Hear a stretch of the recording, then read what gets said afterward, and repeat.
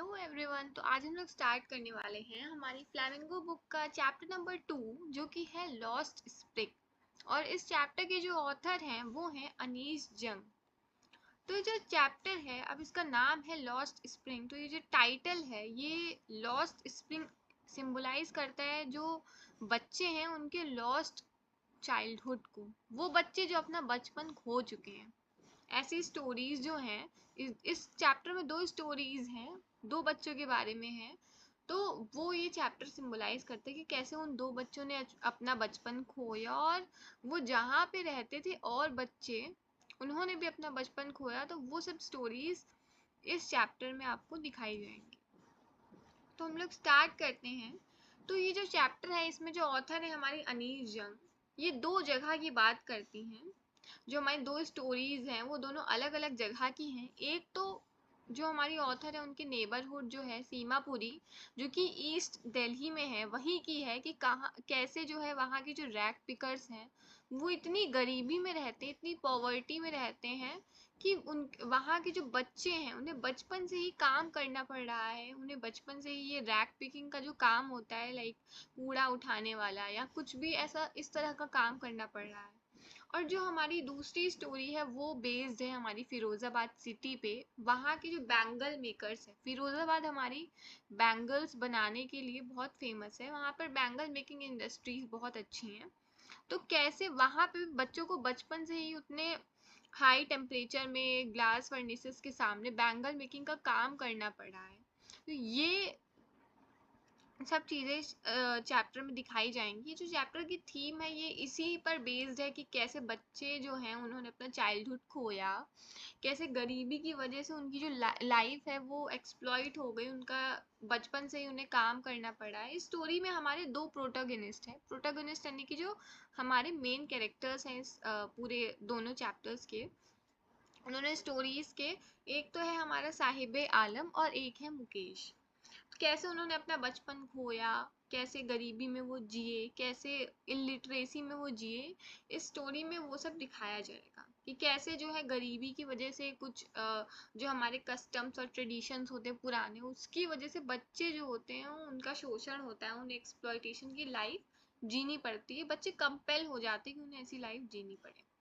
तो चलिए हम लोग हमारा जो फर्स्ट स्टोरी है वो स्टार्ट करते हैं। हमारी फर्स्ट स्टोरी का नाम है समटाइम्स आई फाइंड अ रूपी इन द गार्बेज। ये स्टोरी हमारी दिल्ली की सीमापुरी नाम की जो जगह है वहाँ पर बेस्ड है।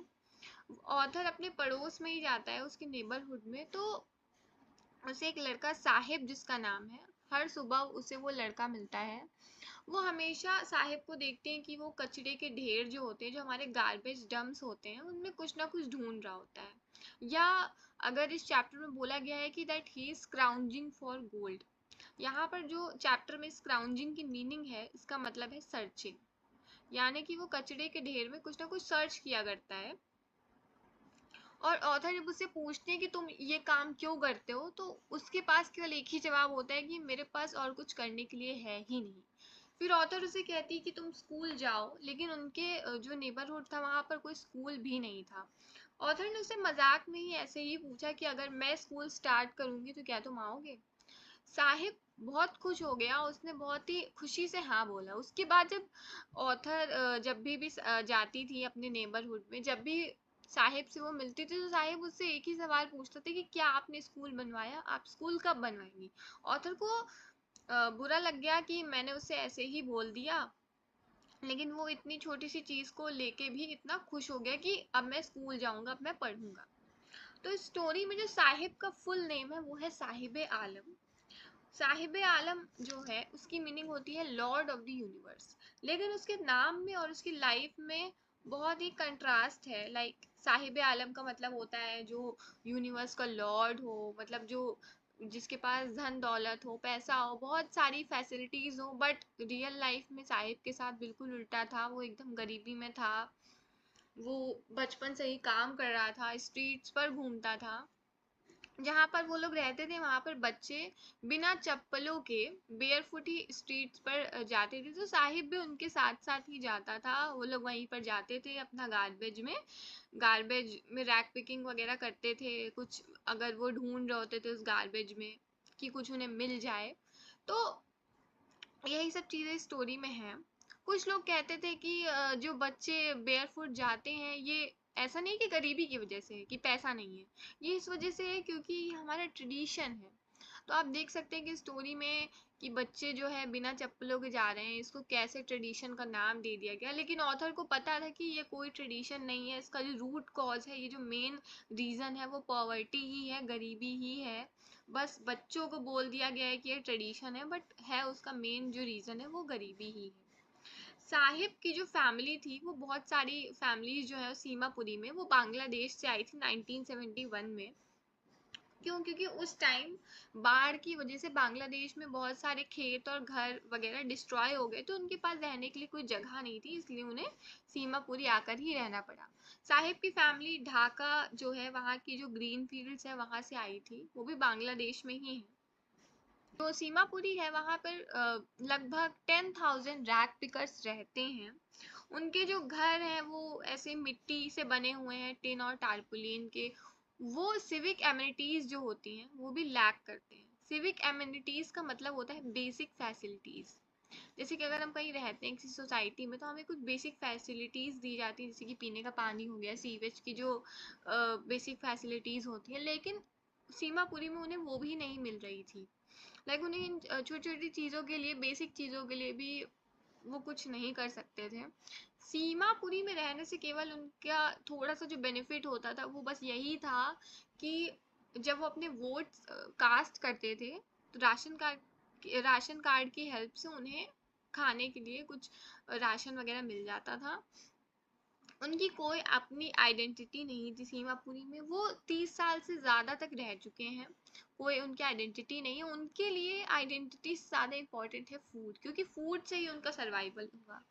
उनके लिए जो ये रैक पिकिंग का काम है, ये सिर्फ काम नहीं है, उनके लिए ये केवल एक ही तरीका है जिससे वो अपनी रोज़मर्रा की ज़िंदगी के लिए कमा सकते हैं। उनके लिए सिर्फ एक काम काम नहीं है। इतने सालों में जो रैग पिकिंग है, उन्होंने रैग पिकिंग का जो ये काम है इसको एज अ फाइन आर्ट, मतलब वो इतना ये काम करते रह गए हैं कि एज अ फाइन आर्ट उन्होंने इसे एक्वायर कर लिया है। उनके लिए जो कचरा है, garbage to them is gold, ये बहुत इंपॉर्टेंट लाइन है इस चैप्टर की, that garbage to them is gold. और ये जो लाइन है, इस लाइन का जो बच्चे हैं और जो बड़े हैं दोनों के लिए अलग अलग मीनिंग है। क्यों अलग अलग मीनिंग है अभी हम समझते हैं, क्योंकि दोनों के पॉइंट ऑफ व्यूज अलग हैं। बच्चे हैं, जब वो गार्बेज में कुछ भी ऐसे ढूंढ रहे होते हैं कबाड़ में, तो अगर उन्हें कभी कभार उन्हें कोई सिक्का मिल गया सिल्वर का, या कुछ नोट्स मिल गए, कुछ रुपीज मिल गए, तो बच्चों के लिए ये ऐसी चीज होगी कि उन्हें कुछ वंडर मिलेगा उसमें, लाइक अ गिफ्ट उन्हें कुछ मिल सकता है। लेकिन बड़े ये चीज जानते हैं कि it is only a means of survival, कि बच्चों के लिए तो ये कोई वंडर हो सकता है, बट बड़ों के लिए केवल ये एक सर्वाइवल का मीन्स है। अच्छा, जो स्टोरी में साहिब है, उसे टेनिस बहुत पसंद थी, उसे टेनिस देखने में, खेलने में बड़ी दिलचस्पी थी। तो वो हमेशा एक टेनिस का जो क्लब होता है उसके बाहर खड़े होकर देखता था कि कैसे दो यंग लड़के जो है वो वाइट कलर के कपड़ों में जो है टेनिस खेल रहे हैं। उसका भी मन होता था कि वो भी खेले। और एक बार उसे किसी ने टेनिस के जो शूज थे वो भी दे दिए थे। उसे तो लग रहा था कि जैसे उसकी आधी जो विश थी, इच्छा थी खेलने की टेनिस, वो पूरी हो गई। वो जानता था कि मैं असल में तो नहीं खेल सकता, लेकिन जब उसे वो शूज मिले वो उसमें ही बहुत खुश था। साहिब जो है वो एक टी स्टॉल पे वर्क करता था, उसे 800 रुपये मिलते थे और साथ में वहाँ पे मील्स भी मिलते थे। बस फर्क इतना था कि पहले साहिब जैसे रहता था केयर फ्री लुक, अब उसके पास वो लुक नहीं था। जो स्टील का कैनिस्टर उस टी शॉप के ओनर का था, जो साहिब अपने शोल्डर पे लेके घूमता था, वो बहुत ही ज़्यादा हैवी लगता था देखने में। उसके उस प्लास्टिक के झोले से, उसके उस प्लास्टिक के बैग से, जो कि जब वो रैक पिकिंग करता था तब वो लिए रहता था। साहिब अब खुद का मालिक नहीं रह गया, वो अब किसी के अंडर काम करता है, तो वो अपना वो केयरफ्री लुक जो था वो भी खो चुका था। यहीं पर ये जो हमारी फर्स्ट स्टोरी थी इस चैप्टर की, वो हमारी ख़त्म होती है। तो स्टोरी में यही दिखाया गया है कि सीमापुरी में कैसे गरीबी है, कैसे बच्चे भी जो है बेयरफुट ऐसे घूमते रहते हैं, कैसे जो ट्रेडिशंस हैं वो बोल दिया गया कि बच्चे जो बिना चप्पलों के घूम रहे हैं, ये गरीबी की वजह से नहीं है, ट्रेडिशंस की वजह से है। तो ये सब चीज़ें इस चैप्टर में दिखाई गई। नेक्स्ट जो हमारी स्टोरी है उसका नाम है I want to drive a car. ये स्टोरी हमारी जो फिरोज़ाबाद सिटी है वहाँ की है, वहाँ पर बेस्ड है। फिरोज़ाबाद बैंगल मेकिंग के लिए बहुत फेमस है, वहाँ पे उसकी बहुत सारी अच्छी अच्छी इंडस्ट्रीज़ हैं। ऑथर जब फिरोज़ाबाद गई थी तो उसे एक मुकेश नाम का लड़का मिला, और उसका जो ड्रीम था वो बहुत ही अलग था, जो कि था मोटर मैकेनिक बनना। अब उसका ये ड्रीम क्यों था ये हम आगे चल के स्टोरी में देखेंगे। तो जो मुकेश की फैमिली थी वो भी बाकी सारी फैमिलीज की तरह जो कि फिरोजाबाद में रहती थी, बैंगल्स बनाने के काम में ही थी। मुकेश ऑथर को अपने साथ घर लेके गया। जब ऑथर उसके घर जा रही थी तो उसने वहाँ की जो कंडीशन थी उसके घर की भी, और साथ में जो उसका जो एरिया था उसकी कंडीशन नोटिस की, कैसे जो गलियां हैं वो स्टिंक कर रही हैं। स्टिंक का मतलब होता है बैड स्मेल, तो कैसे वो स्मेल कर रही हैं, वो पूरी गार्बेज से चोक्ड हैं। जब वो घर से जा रहे थे तो वो देखे थे घर की जो छतें हैं वो भी प्रॉपर वे में नहीं है, वॉल्स भी क्रम्बली हैं, डोर्स भी वॉबली हैं, कोई विंडोज नहीं है, मतलब बहुत ही बुरी कंडीशन में उनके घर थे। फिरोजाबाद में किसी को ये पता ही नहीं था कि ऐसे छोटे बच्चों से काम कराना, ऐसे बैंगल मेकिंग में या ग्लास फर्नेसेस के सामने हाई टेम्परेचर्स में, ये सब इलीगल था। उन्हें वहाँ इस चीज़ की उन लोगों को नॉलेज ही नहीं थी। जब ऑथर मुकेश के घर के अंदर गई तो सबसे पहले उसने देखा कि एक यंग वुमेन जो थी वो जो हमारा चूल्हा होता है, फायरवुड स्टोव, उस पे खाना बना रही थी। उसकी आंखें उस चूल्हे का जो धुआं निकलता है उससे भरी हुई थी। वो मुकेश के बड़े भाई की वाइफ थी। मुकेश के जो पापा थे वो बहुत ही ओल्ड थे और वीक थे। उन्होंने अपनी आईसाइट खो दी थी जब वो बैंगल्स पॉलिश करते थे फर्नेसेस पे। वो अपने बेटों को स्कूल तो नहीं भेज सकते थे क्योंकि भाई वो अफोर्ड ही नहीं कर सकते थे, उनके पास इतना पैसा नहीं था। वो केवल उन्हें एक ही चीज़ जो आर्ट आती थी बैंगल मेकिंग की, वही उन्हें सिखा सकते थे। उन्होंने घर तो बना लिया बट वो उस घर को रिपेयर नहीं कर पाए। मुकेश की जो दादी थी, अब उनका क्या मानना था, वो थोड़ा सा किस्मत में बिलीव करती थी, डेस्टिनी में। उनका ये मानना था कि लोगों के जो कर्म होते, जो उनके डीड्स होते पास्ट लाइफ के, अगर उनके डीड्स के बेसिस पे ही वो इस बैंगल मेकिंग की जो कास्ट है इनके घर में पैदा होते हैं, वो उनकी किस्मत में ही था कि उन्हें सफ़र करना है। और कोई भी इंसान अपनी किस्मत को नहीं बदल सकता। अब आप देख सकते हैं कि कैसे उनकी दादी ने इसको as a tradition, as a caste, कर्म के बेसिस पे जज कर दिया कि नहीं, उनके ऐसे कर्म ही रहे होंगे कि उन्हें ऐसे घर में पैदा होने को मिला जहाँ पे बैंगल मेकिंग के अलावा कोई काम ही नहीं था। तो इस स्टोरी में सबके अपने अलग अलग पॉइंट ऑफ व्यू हैं। ऑथर एक ऐसी औरत से मिली जिसने ऑथर को बोला कि इतना हार्डवर्क करने के बाद भी उन्हें कभी 2 वक्त की रोटी नहीं नसीब हुई। जब वो ये बोल रही थी वो औरत, तो वो उसके आंखों में कोई चमक नहीं थी, मतलब एकदम ही निराशाजनक जो हमारी टोन होती, सैड टोन में उसने ऑथर को बताया। और उसी औरत के बगल में एक लड़की थी जिसका नाम था सविता, वो भी बैठी हुई थी, वो भी वही बैंगल मेकिंग का काम कर रही थी। ऑथर ने उस लड़की को देख के सोचा कि जो बैंगल्स होती है, हमारे जो ट्रेडिशंस होती है, उसमें बड़ी, मैरिज में बड़ी ही ऑस्पिशियस मानी जाती है, मतलब उसकी बहुत मीनिंग्स होती हैं। तो उसी उस छोटी सी जो लड़की थी जिसका नाम था सविता, उसे तो ये भी नहीं पता कि जो बैंगल्स होती है कितनी प्योर होती है, उसकी मीनिंग भी नहीं पता। कुछ सालों बाद जब उसकी शादी होगी, जब वो भी ये बैंगल्स पहनेगी, वो भी उसी औरत की तरह जो आज, जिसकी आंखों में कोई चमक नहीं है, जो ऑथर से बोल रही थी कि उन्होंने कभी भरपेट खाना नहीं खाया, वो भी उसी की तरह बन जाएगी। ऑथर ने देखा कि जो बच्चे हैं वो अपने पेरेंट्स के साथ बैठे हुए हैं, ऐसे ही सब काम कर रहे हैं, चूड़ियाँ बना रहे हैं, क्योंकि वही उन्होंने अपने पेरेंट्स से सीखा है। वो जो बच्चे हैं उनकी आंखें वो खो सकते हैं, उनकी आईसाइट वो खो सकते हैं ऐसे काम करते हुए। घर पे तो उनकी जो फैमिलीज हैं वो बहुत काम करती है दिन भर, इतने हाई टेम्परेचर में फर्नेसेस के सामने, इतना कि उन्हें ब्लाइंडनेस ब्लाइंडनेस तक हो सकती है, लेकिन फिर भी मतलब वो ऐसे पॉवर्टी में जी रहे हैं। जनरेशन बाय जनरेशन यही साइकिल रिपीट होती है। जो फैमिलीज जो कि इस बैंगल मेकिंग के काम में इंगेज्ड हैं, यही काम करती रहती हैं, उनके बच्चे भी यही काम करते रहते हैं। तो ये एक लाइन लिखी गई है, that they live in poverty, कि वो गरीबी में ही जीते हैं। दे वर्क हार्ड, वो मेहनत बहुत करते हैं। They die hard. वो वही मेहनत करते हैं, वहीं पे मतलब गरीबी में ही जीते, उनकी पूरी लाइफ ही समझ लीजिए आप गरीबी में गुजर जाती है। कुछ भी टाइम के साथ वहाँ चेंज नहीं होता।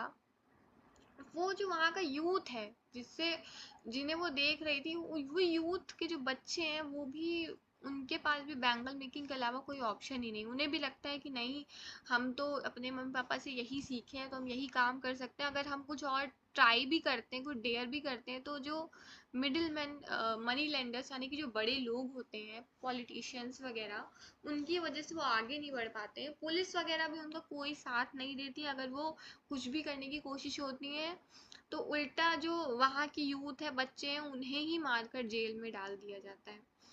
जब ऑथर ने ये सब सुना उन यूथ के बच्चों से, उन छोटे बच्चों से, तो ऑथर को दो वर्ड दिखे। दो वर्ड यानी कि एक तो हमारा जो फैमिली था, कि वो जो है गरीबी में जी रही है। कुछ कोई मान रहा है किस्मत की वजह से हो गया, burden by stigma of caste, कि हमारी जो कास्ट है ऐसी है कि किसमें वो पैदा हो गया है। और एक जो दूसरा वर्ड था वो था विशियस सर्कल। विशियस सर्कल यानी कि क्रूअल, जो ये मिडिल मैन हो गए, साहूकार, साहूकार भी आप समझ सकते, पॉलिटिशियन है, बड़े लोग हो गए, मनी लेंडर्स हो गया, पुलिस हो गया, जो लॉ की रखवाली तो करते हैं, लेकिन उन्होंने कुछ ऐसा कर दिया है कि वहाँ के बच्चे जो हैं वो इस बैंगल मेकिंग के आगे बढ़ ही नहीं पा रहे हैं। वो यही एक बच्चा यही समझता है कि उसके पापा ने यही किया तो मैं भी यही करूँगा। अगर मैं कुछ और करूँगा तो वो उसका मतलब होगा कि मैं कुछ और डेयर कर रहा हूँ, और ऐसा वहाँ पे हो ही नहीं सकता। बच्चों के लिए वहाँ की सिंपल सी ये बात थी। लेकिन जब ऑथर ने मुकेश को देखा, तो जब उस मुकेश ने ऑथर को बताया कि वो मोटर मैकेनिक बनना चाहते हैं, अब आप समझ सकते हैं कि उसने मोटर मैकेनिक जब बोला तो ऑथर इतनी अम्यूज क्यों हुई, क्योंकि उसका सपना ही थोड़ा अलग था। वो बाकियों की तरह बैंगल मेकिंग में नहीं जाना चाहता था। उसने जब कार्स वो देखता था तो उसे मोटर मैकेनिक बनने का बड़ा शौक था। ऑथर ने उससे पूछा कि क्या तुम प्लेन फ्लाई करोगे, प्लेन उड़ाओगे? उसने सीधा मना कर दिया। वो अपने केवल छोटा सा जो ड्रीम उसने देखा था मोटर मैकेनिक बनने का, वो उसी में खुश था। So that's for the end. यहीं पर हमारा ये जो चैप्टर है ये फिनिश होता है। और इस चैप्टर में कैसे गरीबी की वजह से बच्चों को काम करना पड़ रहा है ये सब शो हुआ है। I hope you like the explanation. अगर कोई भी डाउट हो तो कमेंट सेक्शन में नोट डाउन कर दीजिएगा। Till then, like share and subscribe to my channel.